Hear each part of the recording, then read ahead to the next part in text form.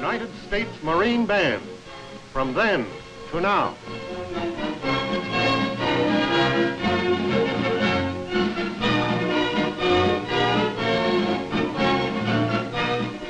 And here is the leader of the United States Marine Band, Colonel William F. Santleman. How do you do, friends of the United States Marine Band? You know, so many of you have indicated an interest in the history of the Marine Band that we've decided to show you something about what the Marine Band looked like and sounded like in its early days. You know, we were formed by Act of Congress in 1798. And of course, the Marine Band didn't look and sound then like it does today.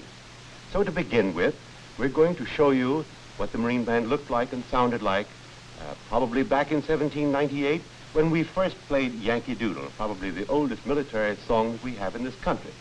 Now to do that, we're going to have 3 members of the Marine Band, a drummer and 2 fifers, who are going to use instruments that were obtained from the Dayton C. Miller collection at the Library of Congress here in Washington, and they're going to play Yankee Doodle as it was first heard in this country.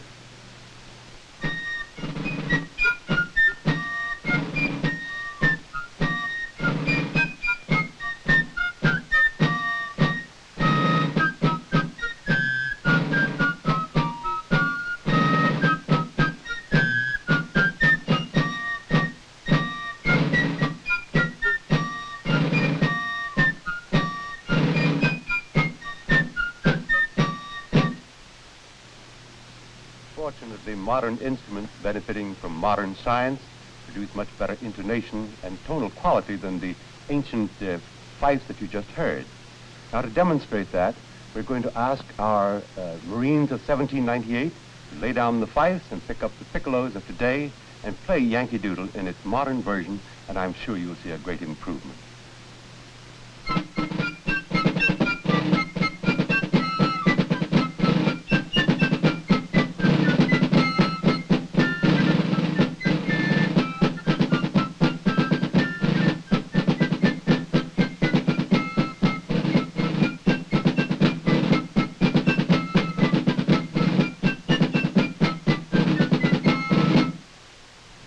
Well, I think you'll all agree with me that modern instruments make music sound a great deal better than those made 150 years ago. I think we said a little while ago that we were formed in 1798 by special act of Congress. Well, of course, we were formed in the city of Philadelphia, but we didn't remain there very long because in 1800, when the federal government moved from Philadelphia to Washington, the Marine Band moved here with it. Well, we camped on a hill overlooking the historic Potomac River, and we began giving concerts almost immediately. Well, of course, there was no other amusement in the new city, so all the people of the city came to our camp to hear this music.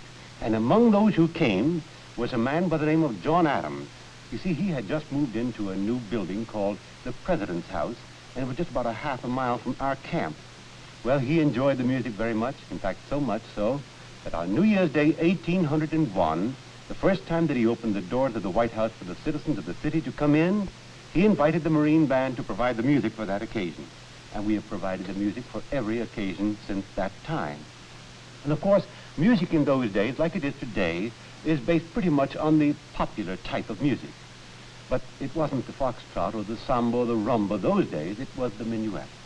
So we're going to play a minuet for you now, one that we feel quite sure was popular in the early days of our country and was undoubtedly danced to in the famous East Room of the White House.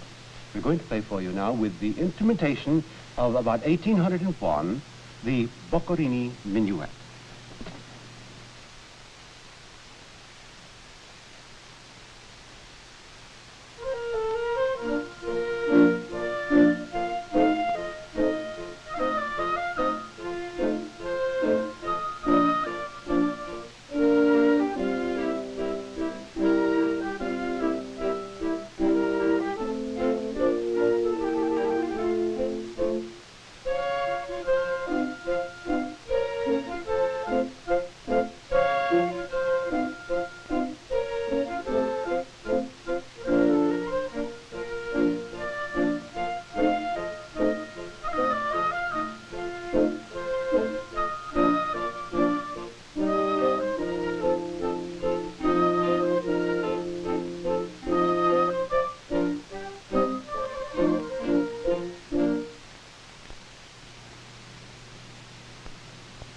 That was the Boccherini Minuet, as it must have sounded, played by the Marine Band in the White House for the early dances in around 1801.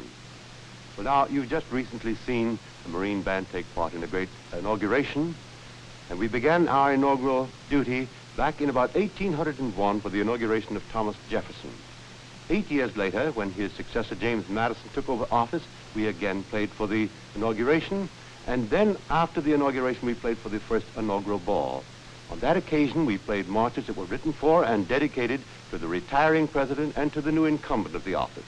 We're going to play one of them for you now, but I want to show you first of all a manuscript of the Madison March that was played on the same occasion. If you can look here, you'll see that it was composed by a citizen of the city of Washington and dedicated to his pupils.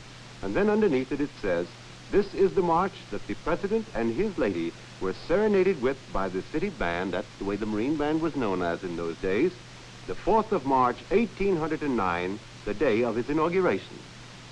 Now we're going to play the Jefferson March for you.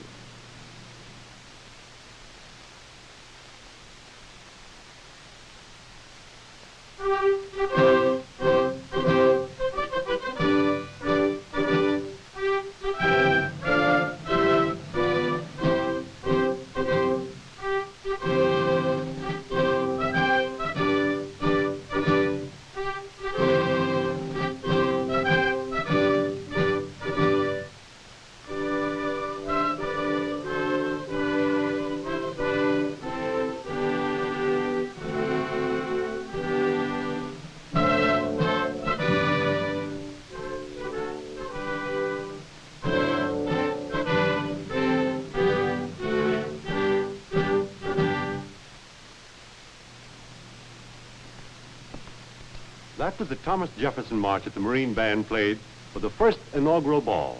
As you noticed, the bass instrument of that group was the bassoon. But undoubtedly, another bass instrument that the Marine Band used in those days was the instrument that I hold here. Queer-looking thing, isn't it? But you see, this bears the title of a serpent or serpentine.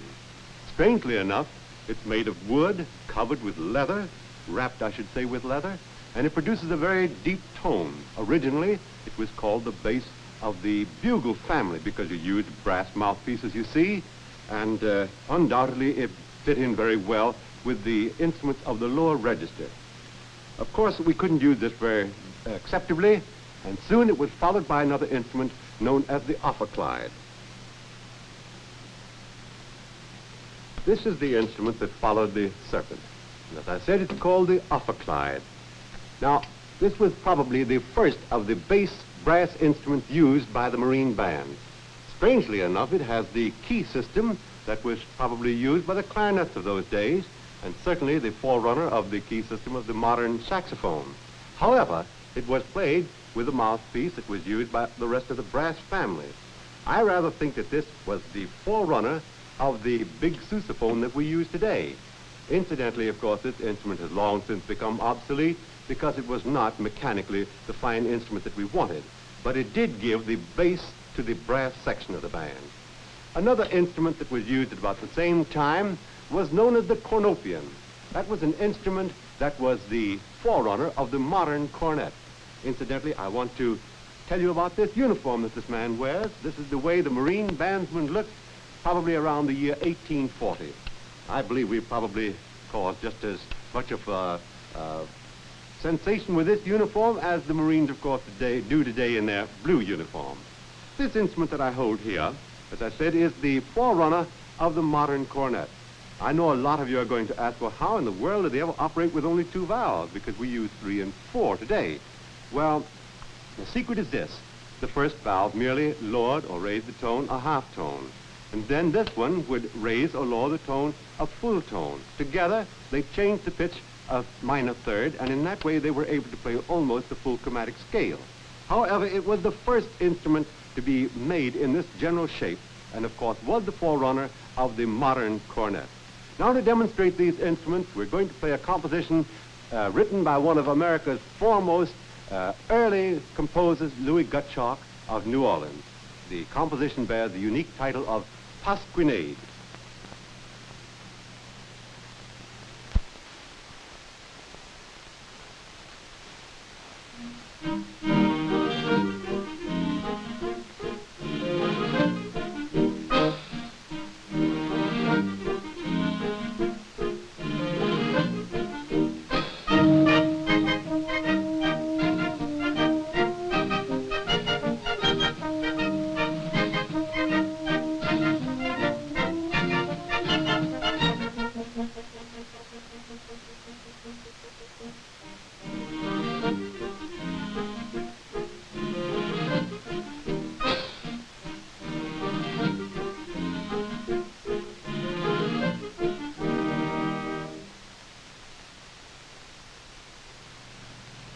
Well, there you saw and heard some very interesting instruments, but rather impractical ones.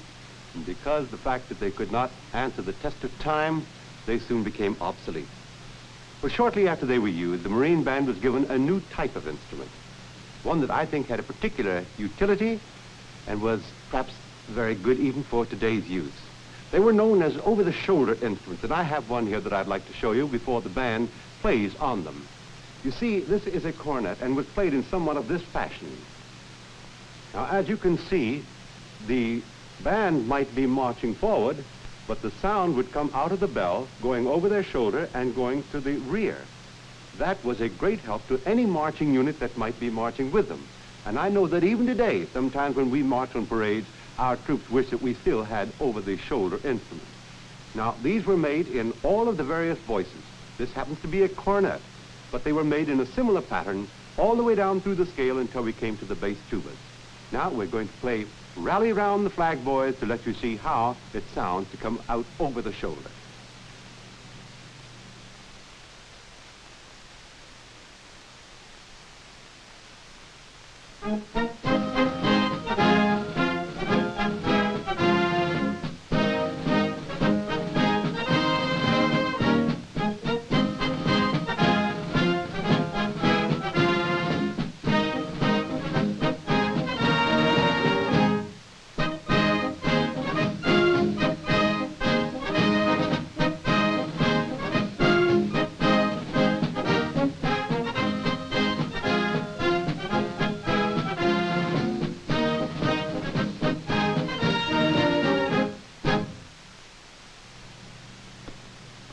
That was Rally Round the Flag, Boy, or the Battle Cry of Freedom, whichever you'd like to call it. Still a grand patriotic tune, and one that we've had the pleasure of playing many times for our old veterans. Now, following the era of the over-the-shoulder instrument, we came to another group of instruments that still have their influence on the instruments of today. They were the upright instruments, such as I hold here.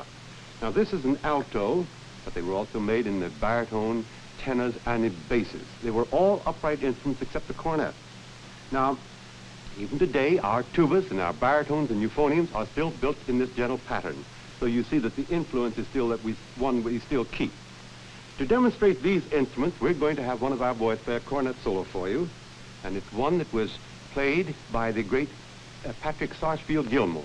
Now, I know that that name is familiar to almost every young bandsman anywhere in this country. And I'm going to show you here an instrument that we're going to use for this cornet solo. This was the cornet that Patrick Sarsfield Gilmore himself used. It's a beautifully inscribed gold instrument, and incidentally, I'd like to say that we're greatly indebted to the C.G. Kahn Band Instrument Company of Elkhart, Indiana, for allowing us to use it here. It was loaned to us for this occasion. Now, this instrument was probably used by Gilmore, who incidentally came to this country in 1842 from Ireland, and turned out to be one of the greatest virtuosi and probably one of the greatest bandmasters and showmen that ever appeared in this country.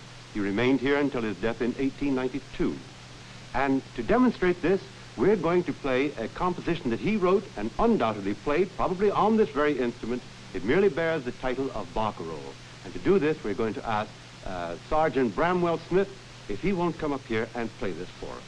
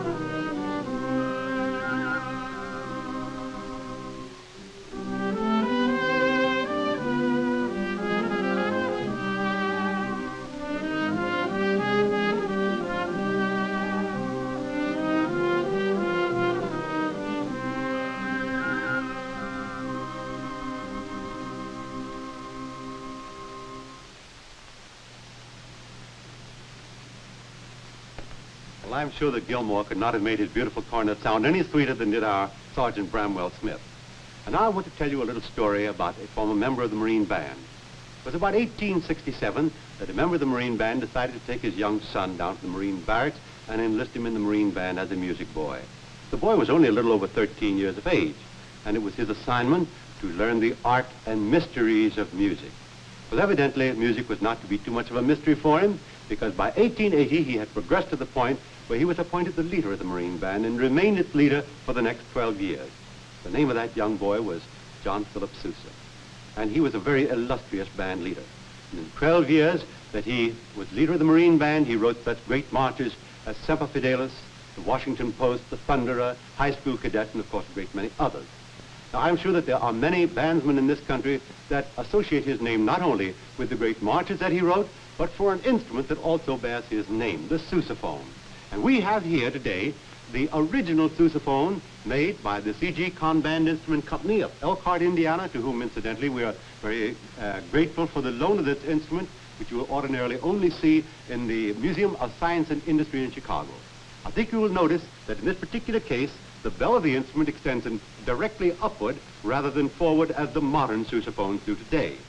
I also want to call your attention to the uniform that this member of the Marine Band wears. It's our famous full-dress uniform, scarlet background, trimmed in black and white. It's one that we know that members of the Marine Band have worn for at least 80 years and possibly a great deal longer than that. And now, to let you hear this instrument and to see the members of the Marine Band in this colorful uniform, we, of course, are going to play a Sousa march. And I know the march that most of you would like us to play will be the Stars and Stripes Forever.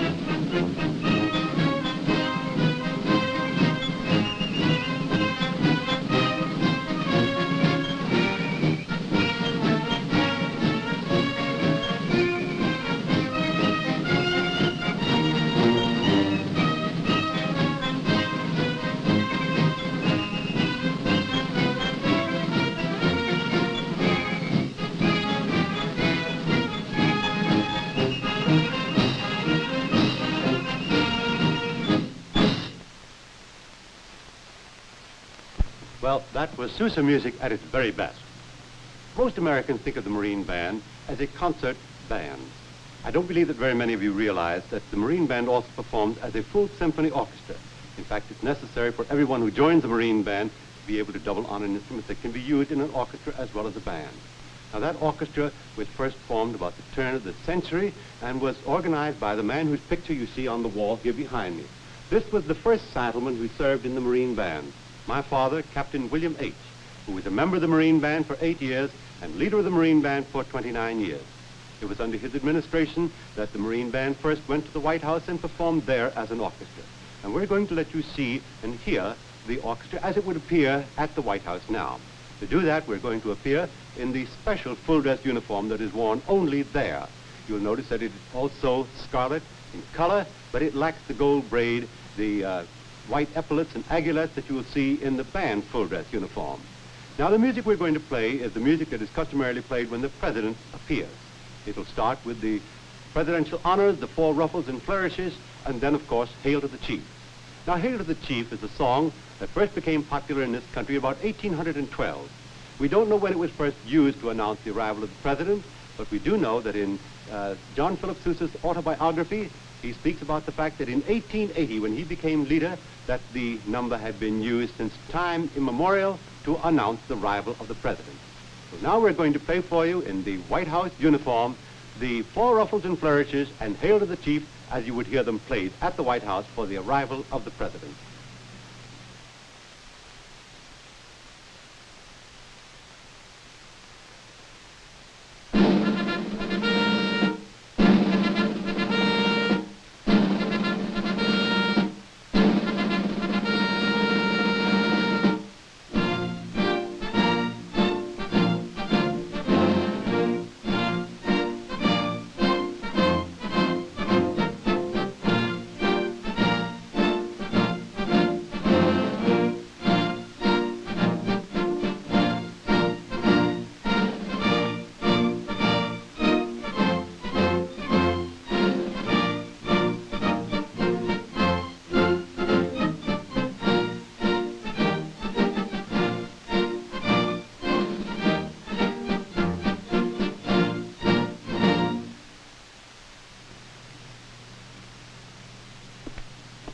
Well, it's too bad we couldn't have had the President of the United States there personally to complete that scene.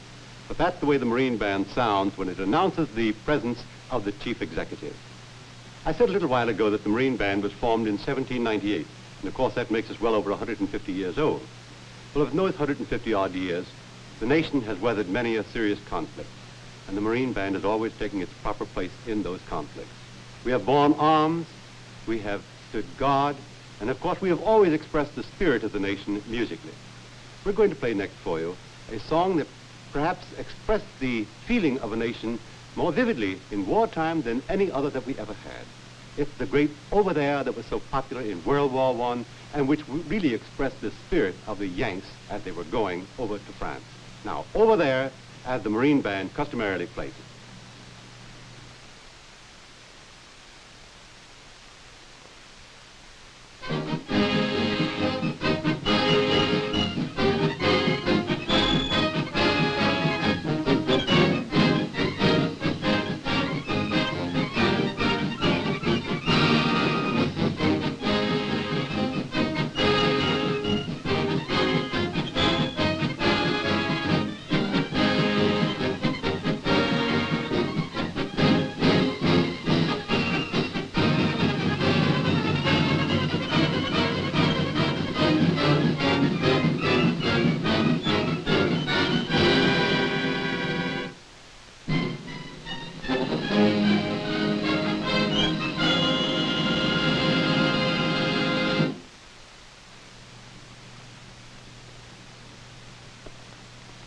I don't believe that any song has ever expressed the fighting spirit of America as completely as did Over There.